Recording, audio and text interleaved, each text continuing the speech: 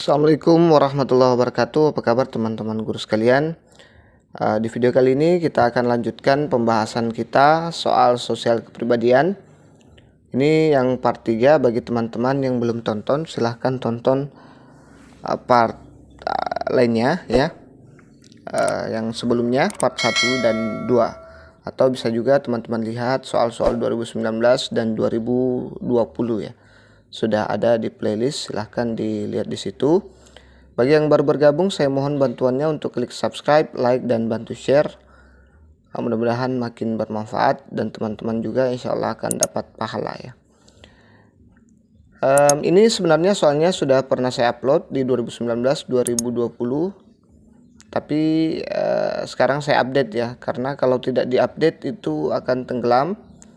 Dan ini juga merupakan soal-soal terbaru kemarin teman-teman share, ada salah seorang teman share Desember 2020. Jadi ada sedikit perbedaan antara 2019 dengan 2020 ya. Sedikit saja tapi mirip ya. Tidak terlalu jauh, tidak terlalu kelihatan perbedaannya ya, tidak terlalu jauh lah. Pokoknya bagus, bisa digunakan. 2019 juga bisa digunakan sebagai bahan pembelajaran. Baik, kita lanjut langsung saja masuk ke nomor soal yang pertama.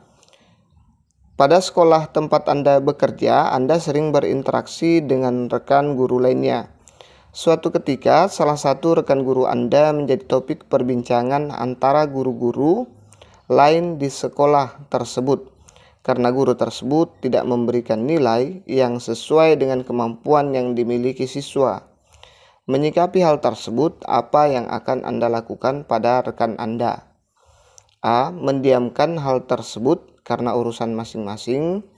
B. Menyampaikan pada waka kesiswaan dan kurikulum agar tidak terjadi kesalahpahaman. C. Menyampaikan secara langsung tanpa basa-basi. D. Menyampaikan dengan baik-baik dengan guru-guru lainnya.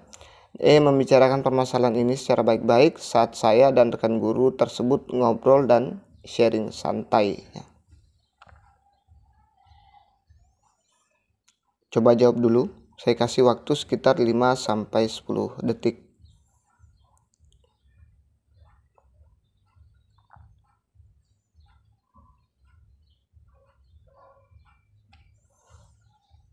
Baik, jawabannya ada di option E. Membicarakan permasalahan ini secara baik-baik saat saya dan rekan guru tersebut ngobrol dan sharing santai. Kita lihat pembahasannya. Kompetensi sosial: berkomunikasi secara efektif, empatik, dan santun dengan sesama pendidik, tenaga kependidikan, orang tua, dan masyarakat ya. Ini yang terbaik ya. Option E adalah option yang terbaik ya. Kalau kita lihat option-option yang lain, coba kita lihat. Jadi guru ini tidak objektif dalam memberikan nilai ya. Mendiamkan hal tersebut karena urusan masing-masing, ini kurang bagus, dia kurang peduli ya. Kurang ada kepedulian. Menyampaikan pada waka kesiswaan dan kurikulum agar tidak terjadi kesalahpahaman. Ini seharusnya tidak disampaikan ya. Lebih bagus kalau head to head, langsung ke orangnya saja. Tidak perlu ke wakasek. Kemudian menyampaikan secara langsung tanpa basa-basi. Kalau ini tanpa basa-basi bisa jadi nanti malah tersinggung ya, malah tersinggung kalau tanpa basa-basi, karena culture kita, budaya kita Indonesia itu budaya basi-basi ya. Harus belok-belok dulu baru ke poinnya. Jadi kalau to the point saya kira kurang bagus. Menyampaikan dengan baik-baik dengan guru lainnya. Ini adalah option yang terbaik setelah option E. Menyampaikan dengan baik-baik dengan guru-guru lainnya. Kenapa lebih baik? Karena mereka sedang ngobrol dan sharing santai, itu lebih enjoy ya. Tidak akan terpancing, tidak akan mudah terpancing kalau kita sharing santai emosinya ya. Karena zaman sekarang itu ketersinggungan sangat mudah, apalagi di sosmed misalnya. Baik, kita lanjut ke kisi-kisi soal yang selanjutnya. Latihan soal yang selanjutnya. Jadi idealnya waktu pengerjaan soal UP itu 1 menit ya, sekitar 1 menit. Saya hanya kasih 5-10. Itu sebenarnya berat sekali untuk soal sekelas UP, tapi kita menghemat waktu juga ya. Terlalu lama kalau harus sampai 60 detik atau 1 menit. Kita anggap saja ini sebagai latihan. Kita lihat, tetangga Anda memiliki anak yang menyandang penyakit genetik. Kakinya cacat sebelah, sehingga jalannya agak pincang. Ketika menginjak usia SMP, anak itu mulai tidak percaya diri karena tidak kuat dibully temannya. Tragisnya anak tersebut tidak naik kelas sehingga mogok, tidak mau melanjutkan sekolah. Meskipun Anda bukan guru dari anak tersebut, apa yang Anda lakukan? A. Menasihati orang tuanya untuk membujuk anaknya supaya mau sekolah lagi. B. Menasihati orang tuanya untuk mendaftarkan anaknya ke homeschooling. C. Menyarankan melakukan konsultasi pada anak tersebut agar lebih percaya diri dan mau sekolah lagi untuk masa depannya. D. Mendatangi sekolah anak tersebut agar gurunya mengajak anak tersebut sekolah lagi. E. Menyarankan kepala sekolah anak tersebut agar menghentikan budaya bully. Ya. Jawab dulu.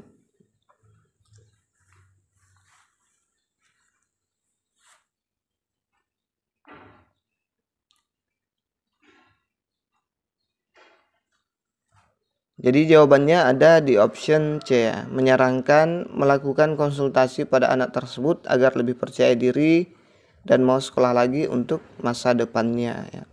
Kita lihat pembahasannya. Kompetensi sosial, dia termasuk di ranah kompetensi sosial.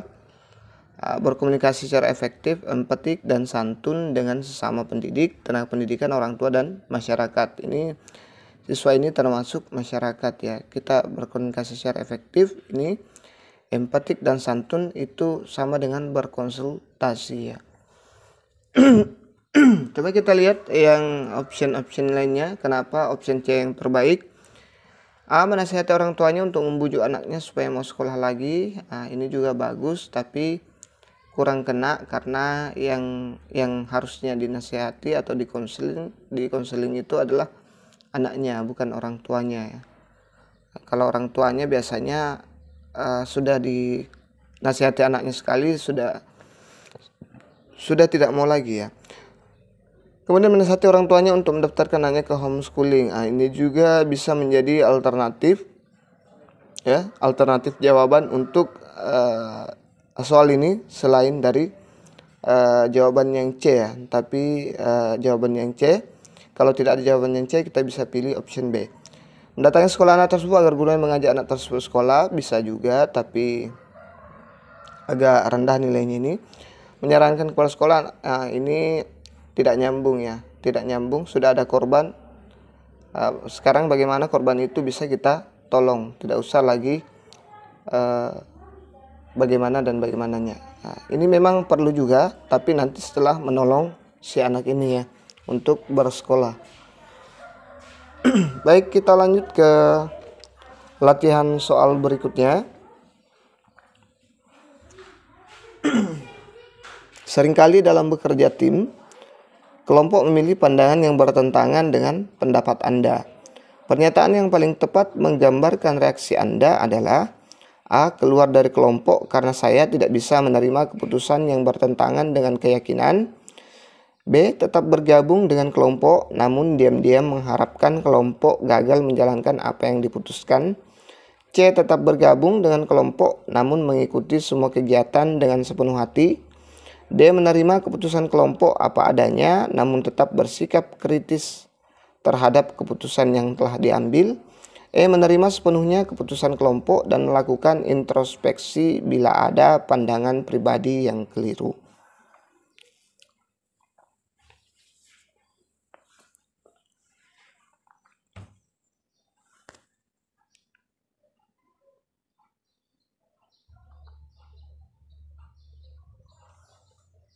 Jadi jawaban yang tepat ada di option E, menerima sepenuhnya keputusan kelompok dan melakukan introspeksi bila ada pandangan pribadi yang keliru. Kita lihat pembahasannya. Kompetensi sosial, berkomunikasi secara efektif, empatik dan santun sama pendidik, tenaga pendidikan, orang tua, dan masyarakat ya. Coba kita lihat option-option yang lain. Keluar dari kelompok karena saya tidak bisa menerima keputusan yang bertentangan dengan keyakinan.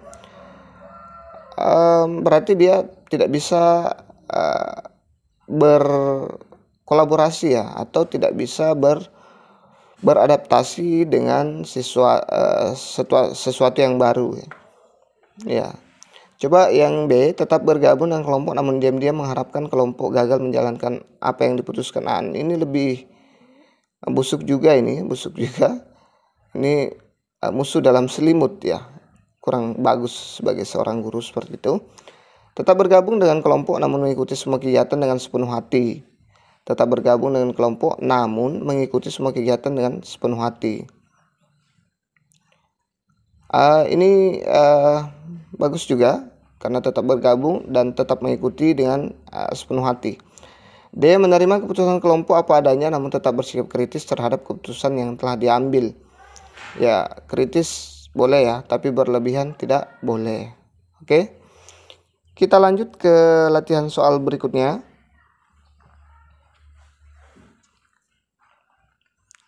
Untuk mengerjakan tugas dengan baik, apalagi tugas bertumpuk-tumpuk, selalu diperlukan banyak energi. Terkait dengan hal ini, pilihlah salah satu jawaban yang paling mendekati diri Anda.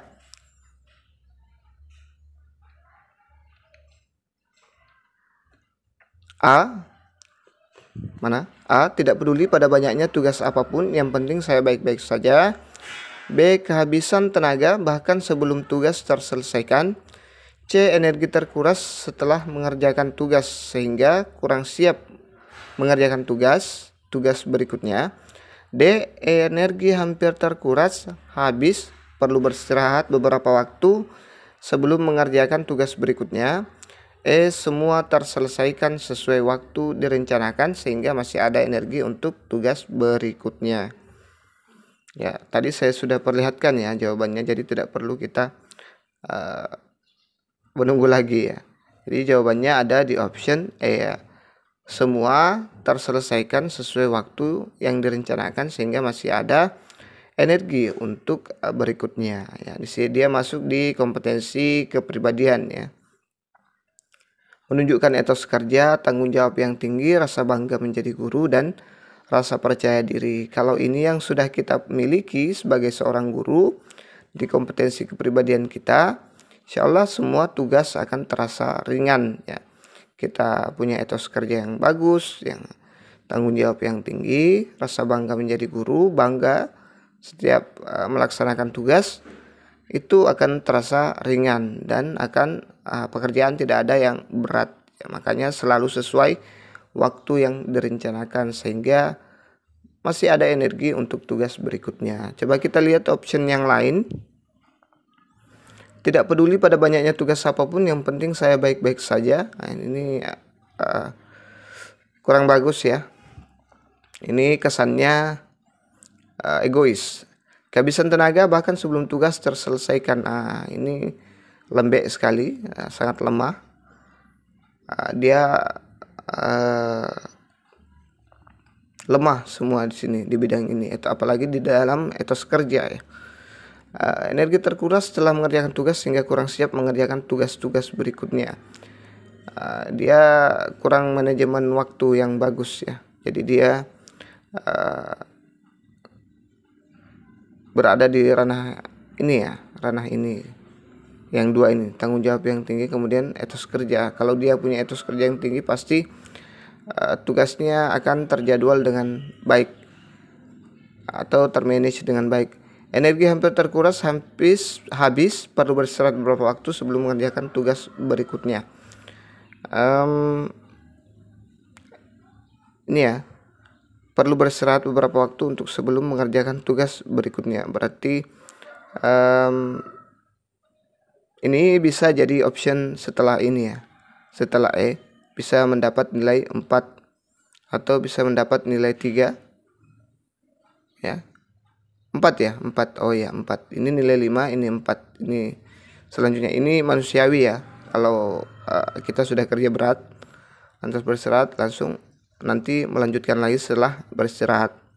Tapi yang terbaik masih ada di option E. Kita lanjut ke latihan soal berikutnya. Siswa-siswi peserta Olimpiade Sains Nasional (OSN) dari sekolah Anda gagal meraih skor tinggi dalam uji coba OSN. Sebagai pendamping OSN, apa yang Anda lakukan? A. Saya merencanakan, menyiapkan, dan menyelenggarakan latihan lebih intensif bagi peserta didik untuk mengikuti OSN pada waktu berikutnya.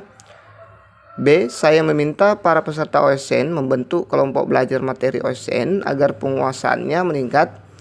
C. Saya minta alumni OSN untuk mengajari para peserta tentang cara menjawab soal OSN.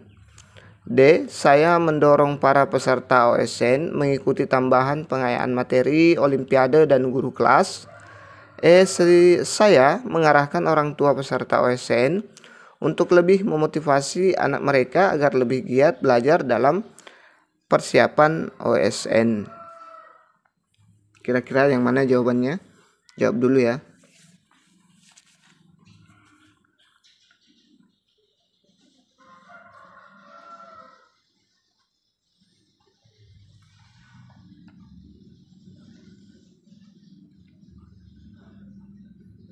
Jadi jawabannya ada di option A. Saya merencanakan, menyiapkan, dan menyelenggarakan latihan lebih intensif bagi peserta didik untuk mengikuti OSN pada waktu berikutnya ya.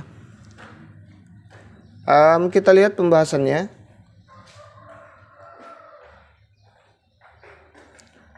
Dia termasuk di kompetensi kepribadian, menunjukkan etos kerja, tanggung jawab yang tinggi, rasa bangga menjadi guru, dan rasa percaya diri.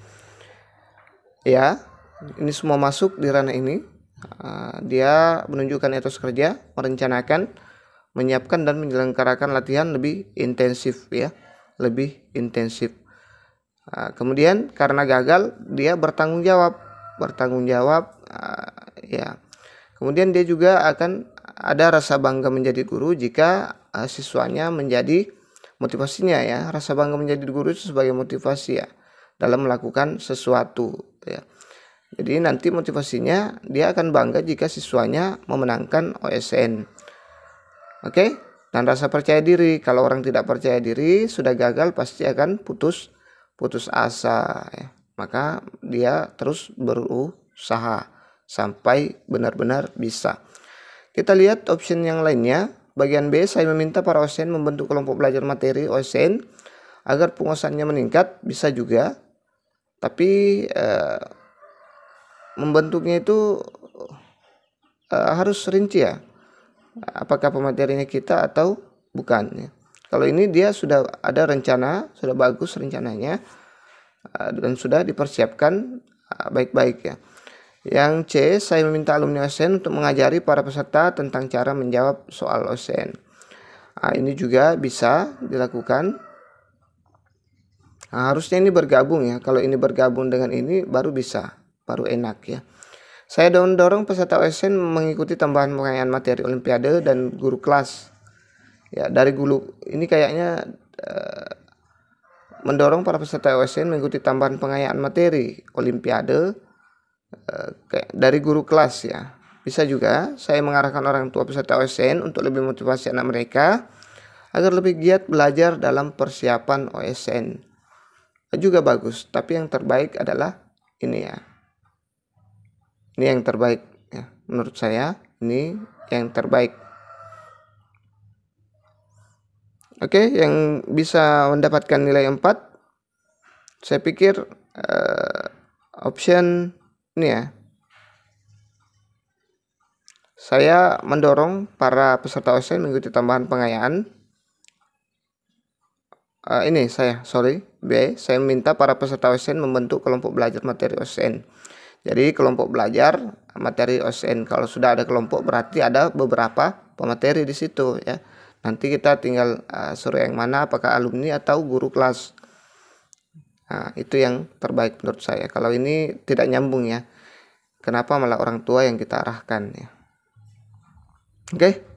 Ini yang terjelek. Sorry. Kita lanjut ke soal berikutnya.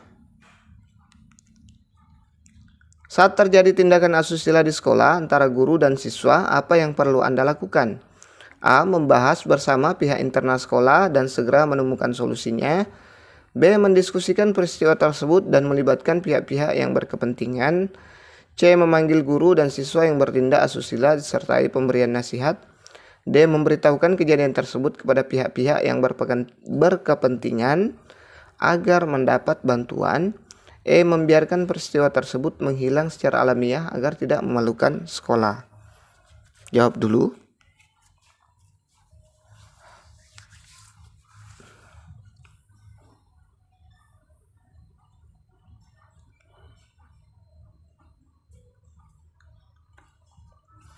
Jadi jawabannya ada di option A, itu membahas sesama pihak internal sekolah dan segera menemukan solusinya, ya.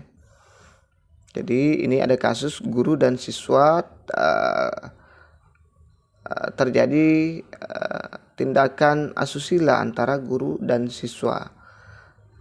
Dan bagaimana solusinya? Apa yang dia lakukan ialah membahas bersama pihak internal sekolah dan segera menemukan solusinya. Coba kita lihat pembahasannya. Kompetensi sosial berkomunikasi secara efektif, empatik dan santun dan sesama pendidik, tenaga pendidikan, orang tua dan masyarakat. Jadi harusnya kita membahas bersama pihak internal sekolah dengan berkomunikasi secara efektif, harus juga ada empatiknya. Karena kalau tidak empatik itu susah komunikasinya, ya. Dan santun, tetap santun, jangan bilang kurang ajar, anjing dan sebagainya, ya. Kita juga bisa khilaf, ya, teman-teman. Suatu saat juga kita bisa khilaf, ya, orang tua dan masyarakat, ya. Kita lihat yang B, mendiskusikan peristiwa tersebut dengan melibatkan pihak-pihak yang berkepentingan. Nah, ini kurang bagus. Ada pihak-pihak yang berkepentingan itu malah kacau nanti, ya. Memanggil guru dan siswa yang bertindak asusila disertai pemberian nasihat. Nah, ini tidak cukup hanya pemberian nasihat, harus ada solusi. Memberikan kejadian tersebut kepada pihak-pihak yang berkepentingan agar mendapat bantuan. Nah, saya tidak mengerti ini, hampir mirip dengan yang ini. Agar mendapat bantuan, ya bisa jadi bantuannya itu negatif atau positif, ya. Tapi mudah-mudahan positif. Membiarkan peristiwa tersebut menghilang secara alamiah, ini lebih kacau lagi, menenggelamkannya. Tidak boleh, ya. Tidak boleh lagi terjadi kasus seperti itu di sekolah kita. Mudah-mudahan hanya ini saja kasusnya. Misalnya, karena ini banyak kita lihat di berita-berita, coba teman-teman tonton berita-berita itu, pasti banyak kadang guru yang melakukan pelecehan terhadap siswanya, ya. Oke, semoga dipahami. Kita lanjut ke kisi-kisi dan soal berikutnya. Latihan soal berikutnya. Saya selalu bilang begitu, ya, karena membahas mapel-mapel yang lain.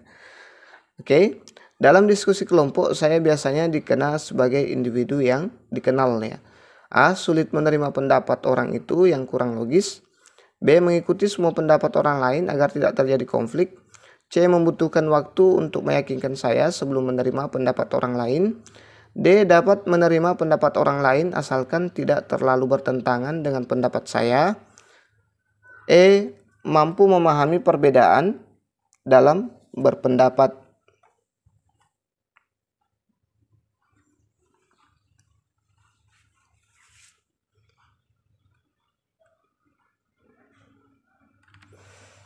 Jadi jawabannya adalah mampu memahami perbedaan dalam berpendapat. Ini kompetensi kepribadian menampilkan diri sebagai pribadi yang mantap, stabil, dewasa, arif, dan berwibawa.